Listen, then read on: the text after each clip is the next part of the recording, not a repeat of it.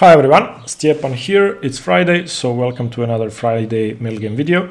Today I chose a topic that's very relevant to my own training, and that's fighting in lost positions. When I was analyzing my own games from several previous tournaments, I saw that I had swindling chances and I had chances to complicate the position, and for some reason I feel like I'm helpless in positions when I'm worse, especially when I'm lost, and I never try to complicate things, and because of that I have surely dropped points.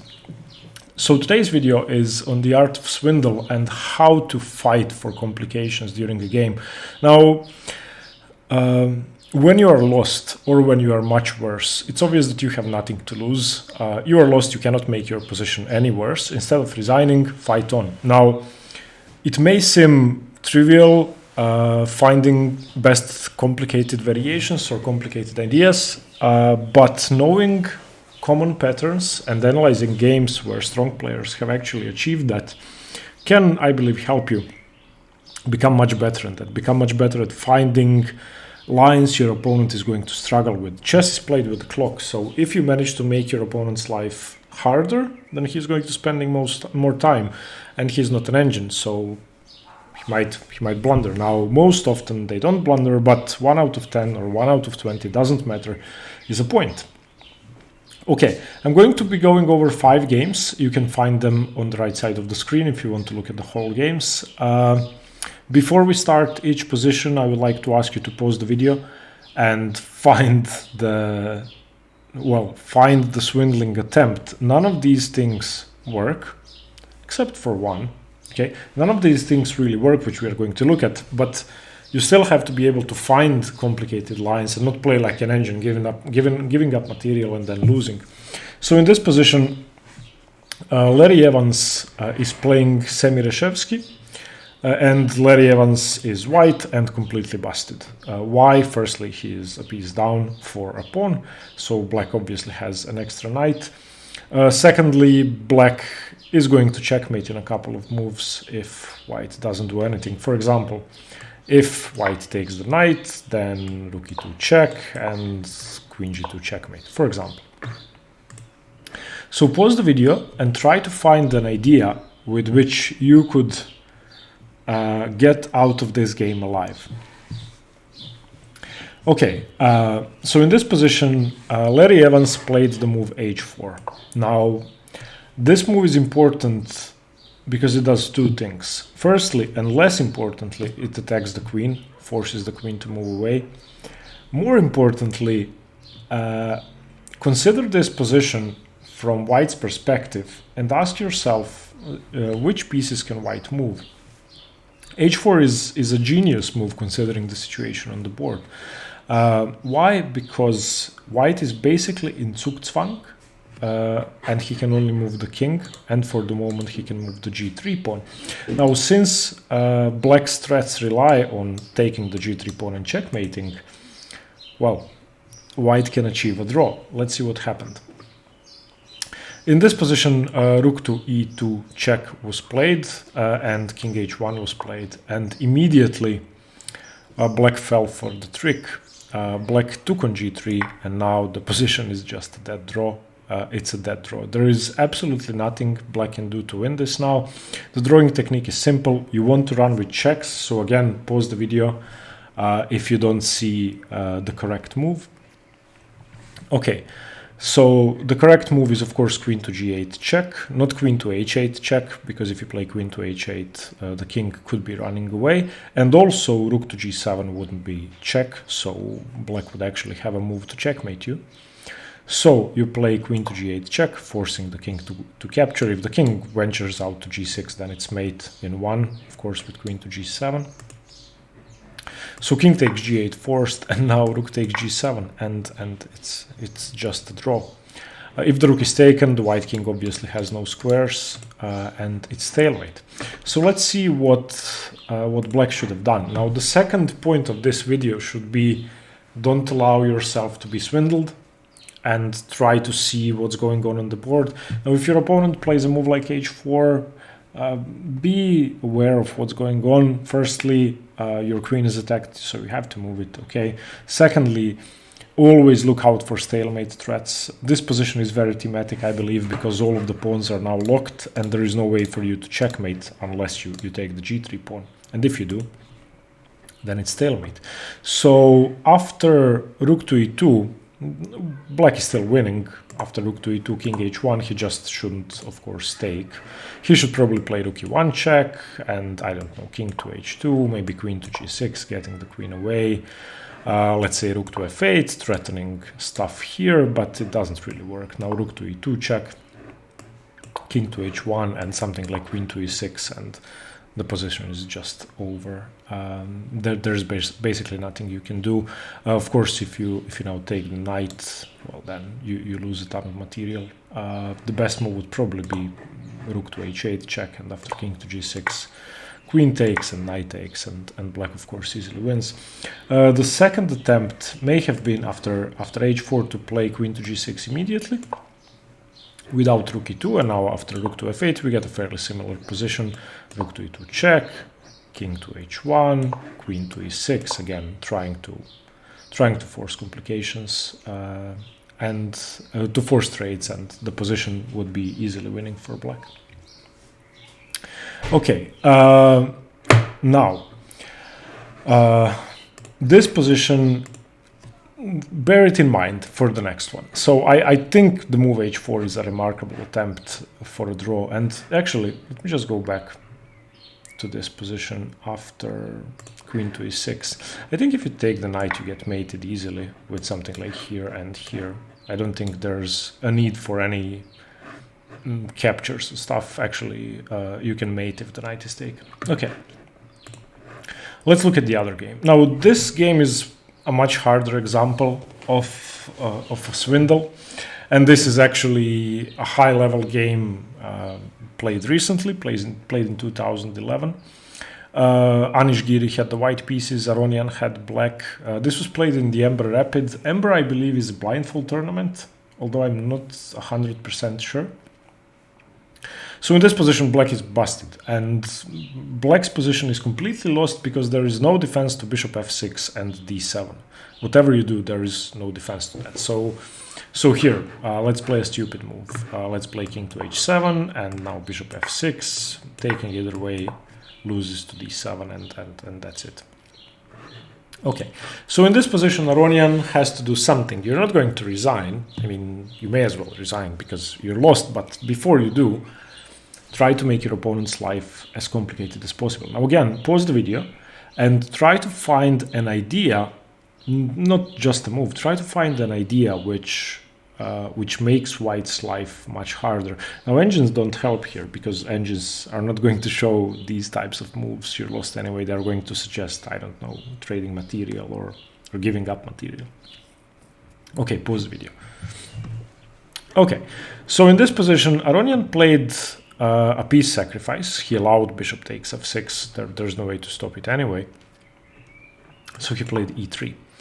And this move introduces a ton of complications. Okay, so this move allows e takes f check. It allows maybe f g3 check. It allows this annoying queen move, queen h5. And when you combine all of this, especially in the rapid game, your opponent has to start thinking. So Giri takes the piece, bishop f6, rook f6, d7. Aronian throws in e takes f2, and after king f1, we now have bishop d7, knight d7, and rook to e6. Okay, black is busted. 2 pawns for a knight, definitely not enough when you consider king safety. Black's king is completely open.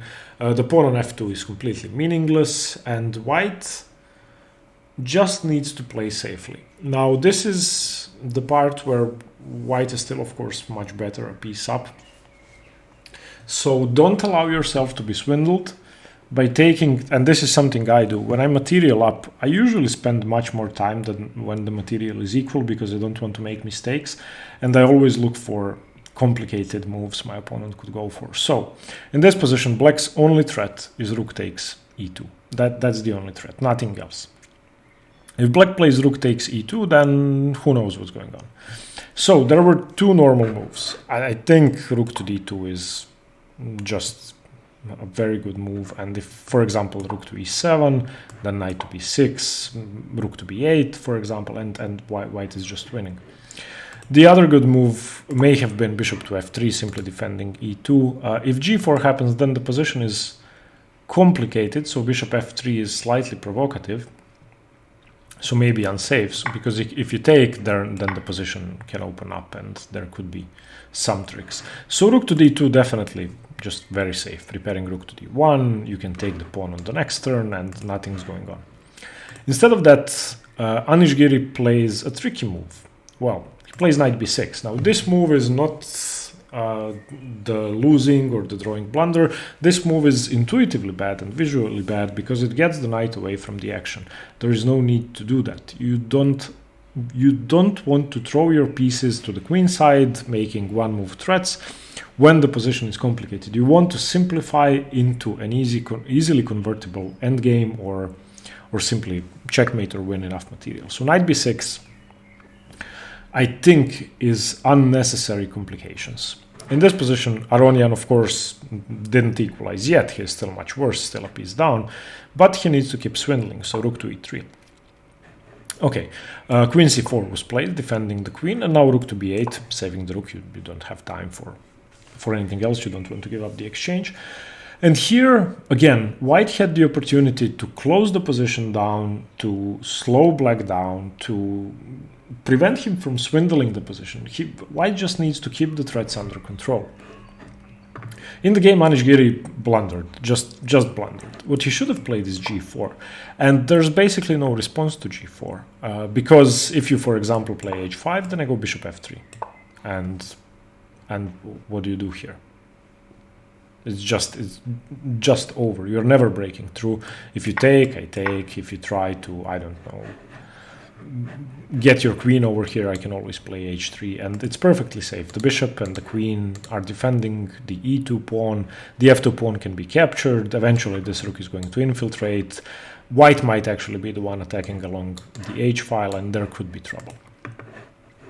So g4 was definitely a very safe move. Now I'm not getting into issues of time trouble. Perhaps Giri was already in time trouble or under time pressure. I don't know, but still, playing a safe move first makes sense. Instead of that, he played rook d7. Rook d7 is a horrible blunder from a human standpoint because it allows complications. Now, once again, pause the video. If you want to challenge yourself, how would you mess this position up as much as possible? Okay, so obviously you want to open up lines, so f takes g3. Okay, and now after h takes, which has to be played, otherwise 0-1, h takes, now queen to h5, and now it's not that simple anymore. Okay, let me just show you the threat. Let's say white is stupid. White plays rook to b1. Okay, the threat is queen to h2, and now let's say white is stupid again. Queen g1 checkmate. Okay, and after queen to h2, if white is careful and doesn't get checkmated, then king to f2, rook b to e8, and now you're under a ton of pressure. This is hanging. This is hanging. You didn't even have to capture immediately on g3. This is just over. Black is simply better. Black is so much better that it's an easily convertible position. Here, it's probably best to give up the queen. If you don't, then eventually you are going to have to because you are lost. Okay, so after queen to h5, there is a clear threat to play the move queen to h2 and a threat of mate in 2, forcing the king to f2 and losing. So Onischuk plays king takes f2. But now rook b to e8, again threatening this, triple pressure on the e2 pawn. Rook to e1 played to defend, and now again queen to h2, threatening g3. And it's getting very hard to play. Queen g4 played to defend, but now rook to e6. And the position continued until black won. But basically here, Aronian is already much better. Let me show you what happened until the end. Rook to d3 was played, trying to, well, solidify his position. Now h5. Attacking the queen. Taking on g5 is probably forced, otherwise you have to move your queen away from the defense, but now rook to f6 check, rook to f3, Rook takes f3, you cannot take with the bishop, you cannot take with the pawn because you lose the rook and then you lose the bishop. So king takes f3 is forced, but now rook f8 check, and after king e3 it's just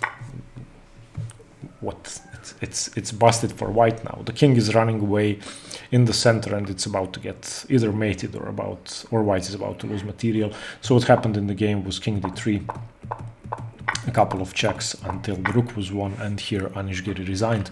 So coming back to the original position after bishop c3, if you're lost, a good recipe is open up lines, get your opponent's king naked, get your pieces towards his king side and try to complicate the position.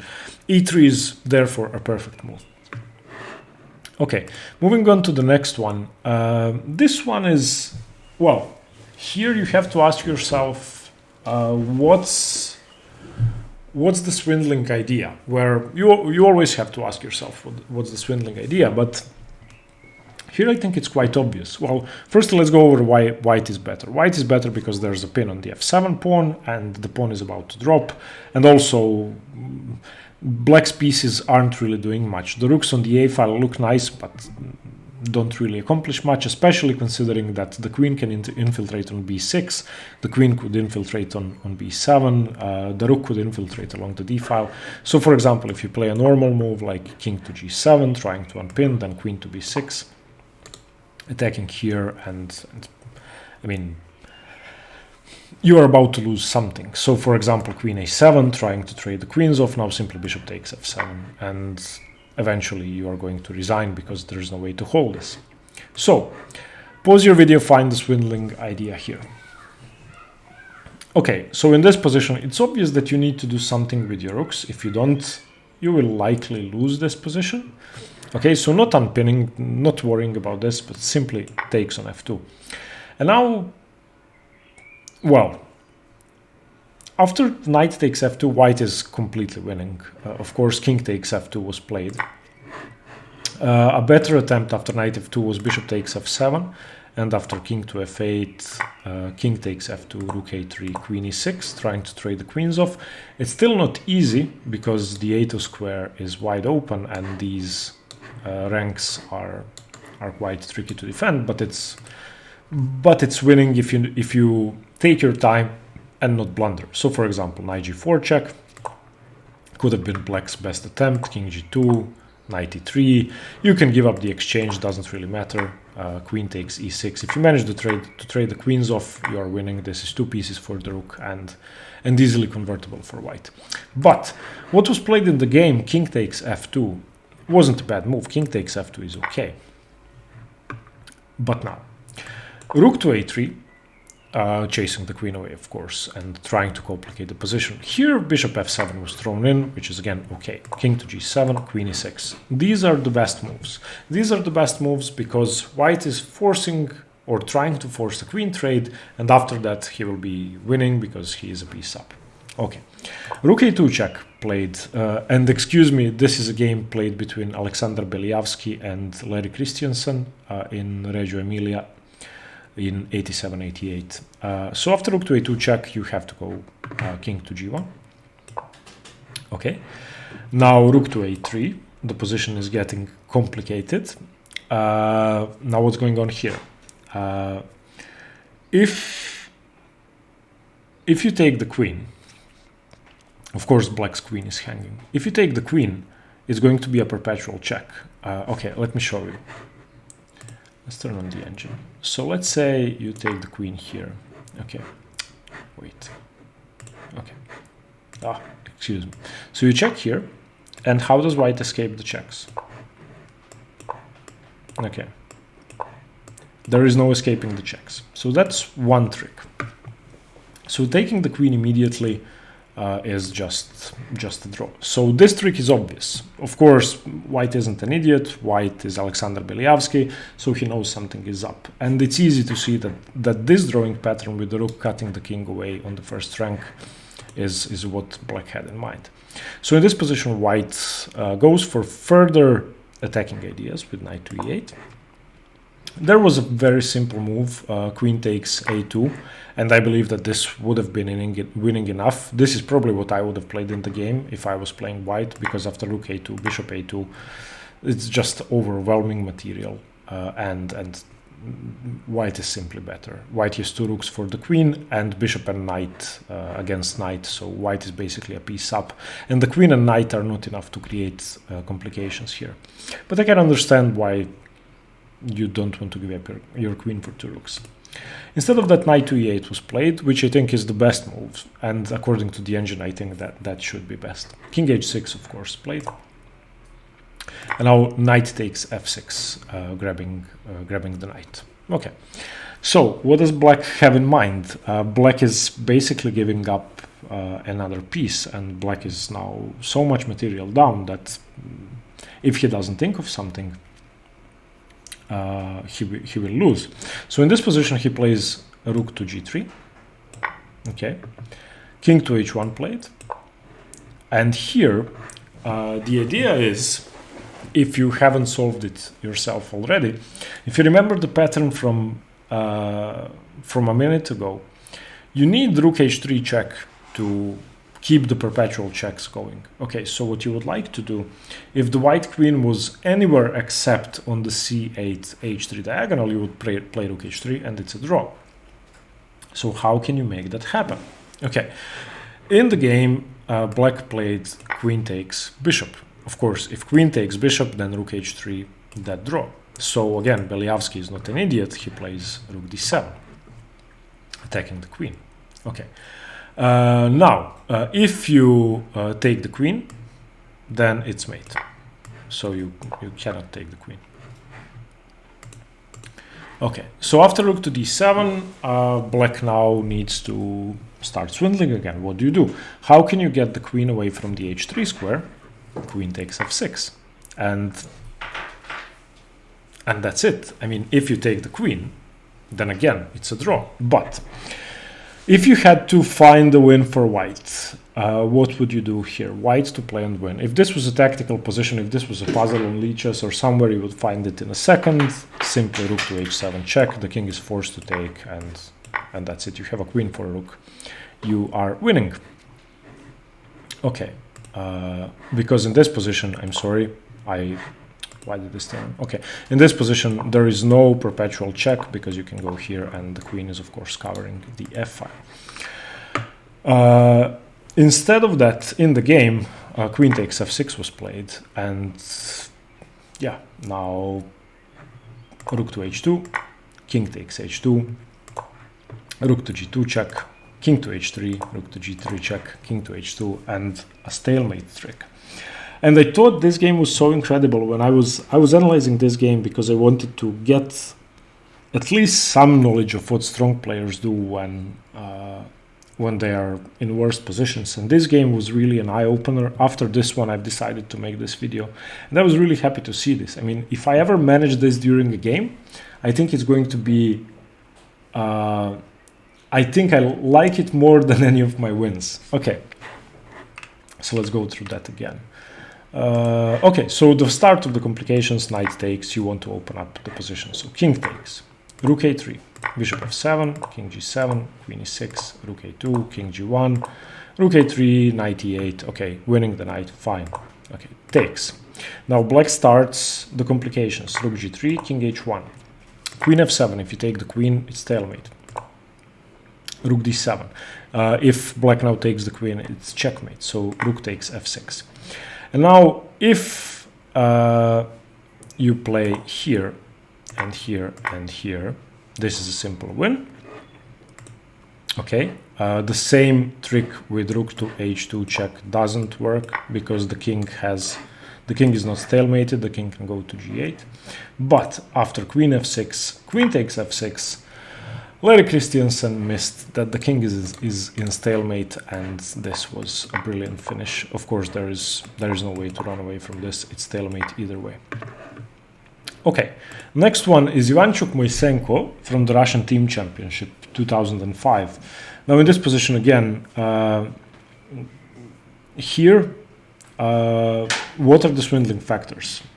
As black, you are completely busted. Even though the piece equality is still in the position, so both sides have 2 rooks, queen, and a minor piece, white is 2 pawns up, but more importantly, white's pieces are so much more active that there is no way for black to defend. I mean, a simple threat like rook to e2 and rook to e7 and the position is resignable.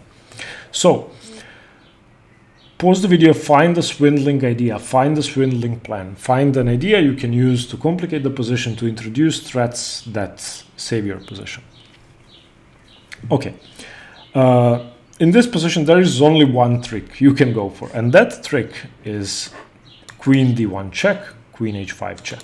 Okay, that's the only way to try and draw. If you pull that off, then it's a draw. Of course, that doesn't work. White is in time to prevent it 5 times. But still, you try. So Moisenko played queen to d8. Queen to d8 is the best move because it threatens queen to d1 check when the knight moves, followed by queen h5 check, a perpetual check, but also it prepares knight f8. Knight f8 is important here because black needs a double threat for this to work. Of course, white, if the knight just moves to, I don't know, f6, white can interpose on the d file with the bishop and save the position. It's important that you have a double threat. Knight f8 attacks the e6 rook, and it also threatens queen to d1. Okay, so what white should have done, white should have played queen to c2. Queen to c2 stops all the threats. There is now nothing black can do to save the position. It's just over. The queen is covering d1. If you play knight f8, then I probably just play rook to c6 and threaten rook to c8. I found one attempt, knight c5, which seems tricky, but it's not really tricky. You just play rook to c6, and now the knight has to move, and again, it's over. In the game, though, Onischuk blundered. Onischuk blundered with rook to b7, and this move seems incredibly strong because the rook cannot be taken. If you take the rook, then rook to e8 leads to checkmate. But there is a very nice swindle, knight to f8, and in this position, if you take the rook, I play queen d1 and queen h5. If you, I don't know, move your rook away from e6, that's actually what happened in the game. Then yeah, you're going to see what happens. One attempt that could have been tried was, for example, bishop to d4, trying to cover the d file, but now just knight takes e6, and that's the point of the double threat. If rook to b8, then queen to b8, queen to e6, and now black has an exchange for 2 pawns. It's definitely survivable, especially considering white's king safety, which is compromised. Yeah, but instead of that, Onischuk went for rook to h6. Rook to h6 is important, and this is a resource you have to notice as black when going for this swindle, because it of course stops queen to h5. But rook to b7 played, getting the queen away from the defense of h4 and dislodging the queen, so the rook has to be taken. Now queen to d1, and whatever you do, king to h2, I now have rook h5 and the draw. And yeah, king g3 was tried, but now queen g5, king f3, queen f5, and it's just a draw. If you wander out here, then I just probably, yeah, I still have a perpetual check. There is no way to get out of that. So I thought this was a remarkable example. This is a very tricky position, and finding the swindle is very hard. So I was, again, another eye-opener for me, and I think during a game, if I was playing black here, I would be thinking, oh, I wish I can give him perpetual check with queen d1, queen h5, but no, I can't. I will resign, or I would, I don't know, play a normal move and give up. So what I'm trying to do, again, why I'm doing this video, is I'm trying to change my mindset in lost positions. The last one I chose because it's simply remarkable. This position, it's black to play. I'll just show you what white will do if you do nothing. This is my analysis. I may have been wrong somewhere, but I don't think there is a defense to this. So let's say you play bishop to e1. Okay, now what white is doing is, let's say queen to e2. You want to take away the bishop's square on this diagonal, and you basically want to win the a5 pawn. There is no defense for the a5 pawn long term. Here was my plan. I couldn't find a way for black to stop that. In this position, a4 check was possible, but after that you still lose.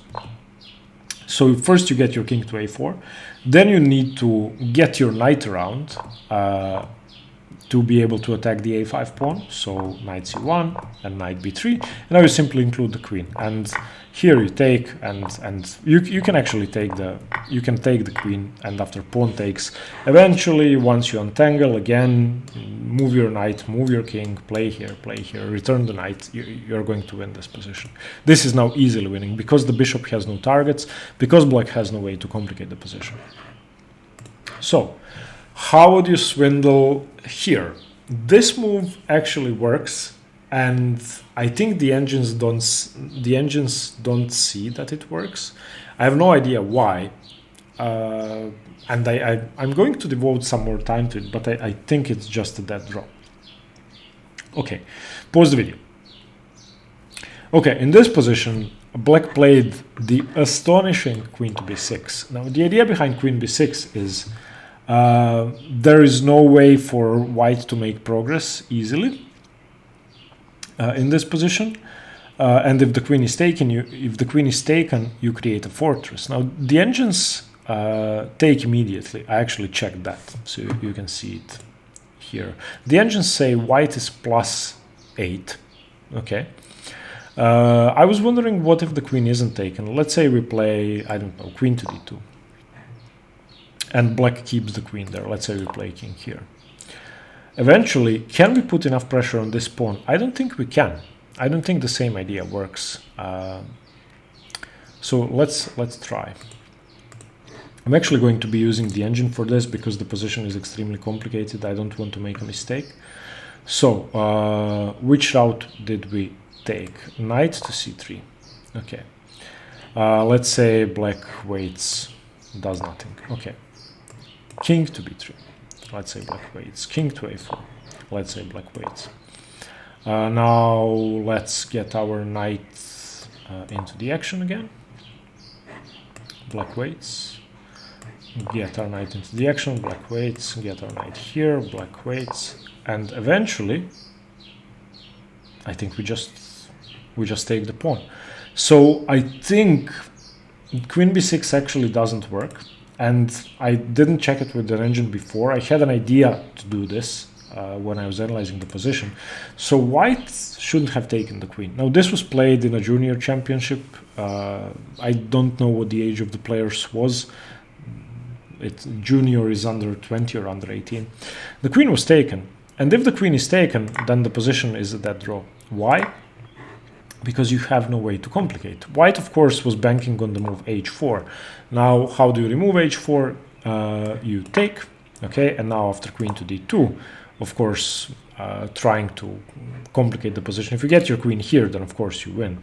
But now h3, and you have to take, because if you play, for example, queen d1, then I play h2, and again, there's no way for you to make progress.